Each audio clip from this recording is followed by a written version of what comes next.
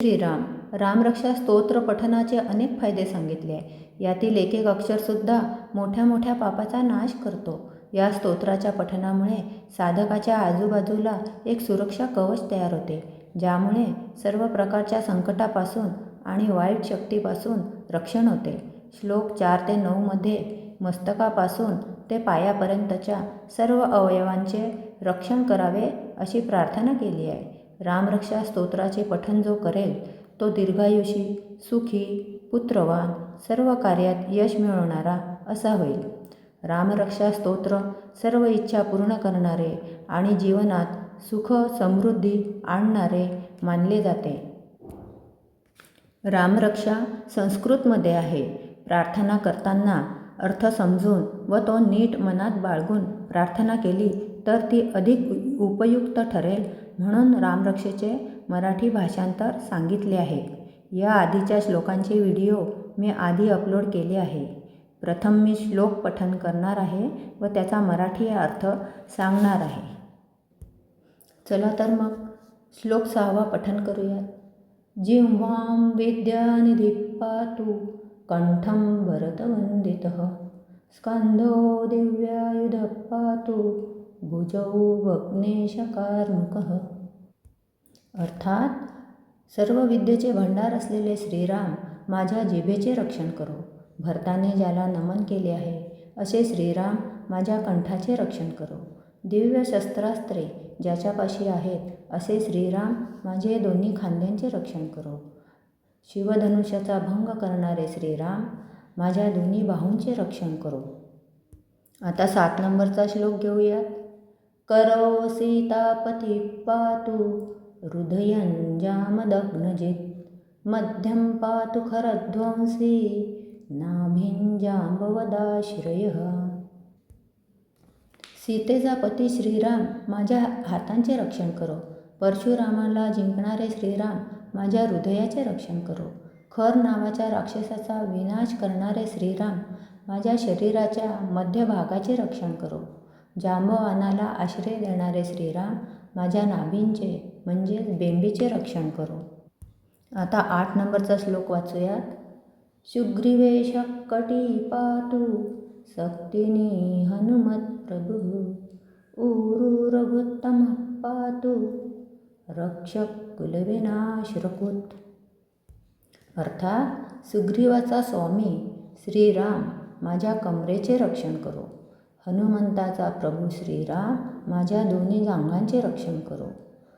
राक्षस कुलाचा विनाश करणारे रघुकुलातले श्रेष्ठ राम माझ्या दोन्ही मांड्यांचे रक्षण करो.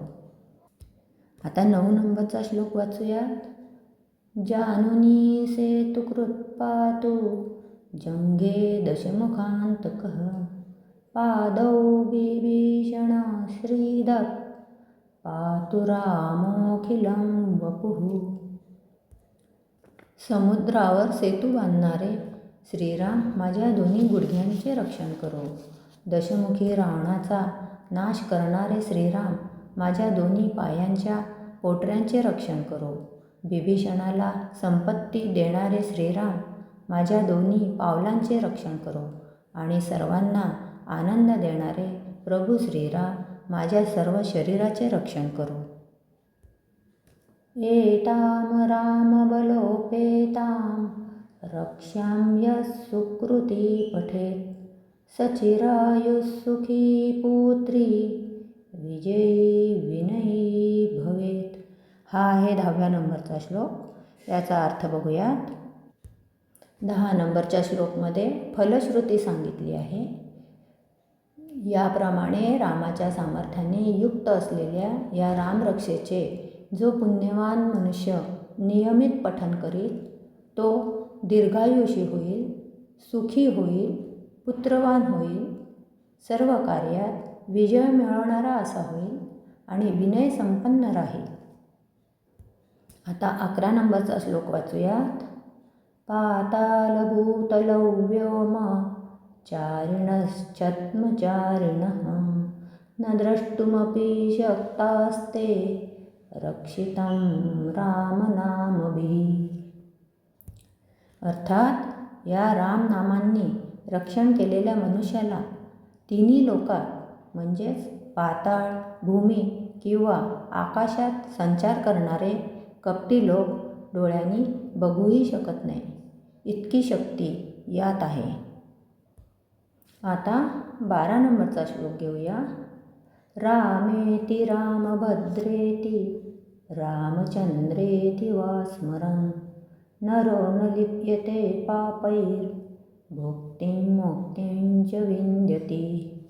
अर्थात राम, रामभद्र, रामचंद्र अशा नावांनी श्रीरामाचे स्मरण करणारा मनुष्य केव्हाही पापांनी लिप्त होत नाही व त्याला अनेक सुख मिळतात व शेवटी मोक्ष मिळतो. आता 13 नंबरचा श्लोक वाचूयात. जगज्जैत्रैकमंत्रेण रामनामनाभिरश्रितं यः कंठे धारयेतस्य करस्ताः सर्वसिद्धयः.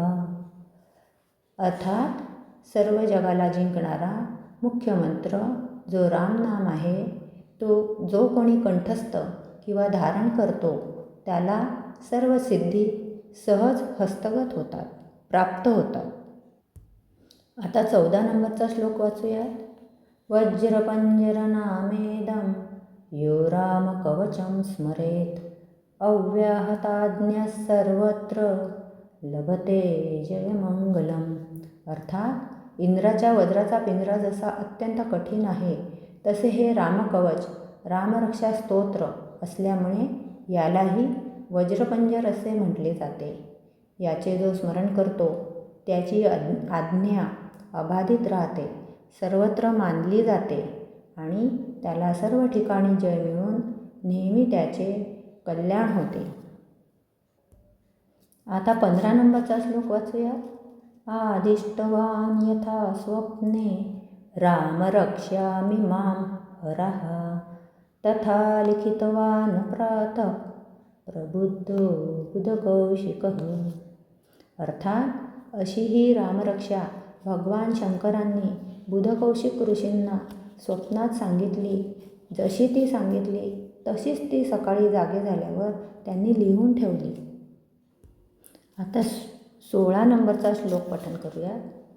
आरामः कल्पवृक्षाणां विरामः सकलापदां अभिरामस्त्रिलोकानां रामः श्रीमान् सनः प्रभुः.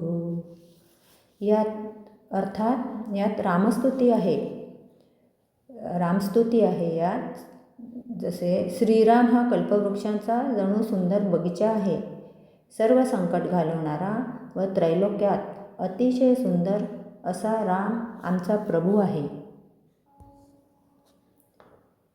यापुढील श्लोकांचे व्हिडिओची लांबी खूप वाढते आहे, म्हणून यापुढील श्लोकांचे व्हिडिओ मी पुढील भागात अपलोड केले आहेत. सो प्लीज लाईक आणि सबस्क्राईब करा व रोज रामरक्षा पठण करा. जय श्रीराम.